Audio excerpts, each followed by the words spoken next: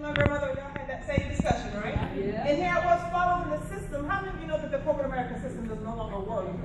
Right? It doesn't work the same. I think sometimes, how many of you right now, if there was an opportunity to take that degree, give it back, and get a refund, you would do it? Absolutely. Well, I'm going to tell you, in 2010, it was my last moment, my last hurrah. I walked into my office on April 14th, and they said, listen, we appreciate all of your hard work, but in 6 months, your position as you know it will no longer exist. Now, I got any single moms in the room? All right, well, I'm a single mom, and so I remember walking home that day, and my daughter, she was looking at me like, what's wrong? And did something happen? Did you lose something? Did dad call? What happened? I said, no. Life as you know is getting ready to change. She had just got accepted to the Woodward Academy, $25,000 a year, and trust me, they don't take any payment plans, honey. They want that check 2 weeks before your child steps foot on the campus, paid in full. Wow. And so here I was trying to figure out, okay, what's going to give, because you do understand the great state of Georgia only thought that I was worth $330 a week in unemployment. That's as good as it got. Something had to give. And so I went through the process, and literally one by one I would lose everything. I remember coming home and my daughter was sitting on the step and she had a piece of paper in her hand. And I said, what is that? She said, this is not our house anymore. And I said, what do you mean? She said, the letter said, this property belongs to the Bank of America. Wow. And so I had tried to hide it from her as long as I could, so I called the number and they said, listen, there's nothing we can do to help you, but we'll give you $2,000 cash for keys. You give us the keys and you need to be out in 30 days and we'll give you a check for $2 grand. Wow. And then of course, before I even got good to call the U-Haul, that invisible man came in the middle of the night and he took my cars. Anybody know who he is? Ooh. I still don't know who he was, right? So here I was trying to figure it all out.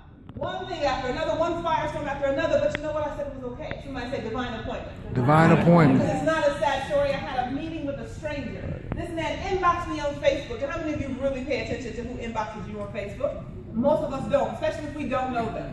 Well, this gentleman inboxed me, and initially, I don't do strangers, but something he said kind of rattled me, actually. He said, young lady, I've been watching you. He said, I've been watching you and I really want to connect with you. Could you meet me at a hotel? Now, who is this man? Right? He wants me to meet him at a hotel, so I put my pit bull in a truck. I drove 42 miles in a friend's truck, and I literally got across the street from Lennox Mall. Now, I never left that truck. My pit bull had his head out one window, my head was out the other.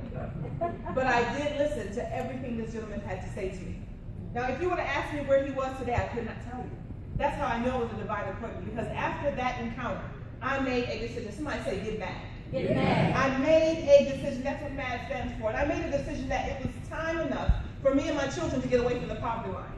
I wanted to stop telling my daughter that she could not have, not because she didn't need it, it was because I couldn't afford it. I wanted to stop giving her ramen noodles because, honey, how many of you know there's only so many ways you can make it? Right? I wanted to stop giving her average and go beyond average. So I took that man's advice, and I tell you I'm proud because I do have the baddest team this side of heaven. And then literally, in the last 4 years, from $330 a week to over $8,333 a month in residual income. Does anybody know that? And here's the thing, and I tell single moms, I didn't have to wait on the baby daddy. I didn't have to wait on child support. God found the vehicle, and that vehicle showed up, and I chose to drive it. Somebody say vacation. Vacation. Awesome. How many of you looking for ways to save money?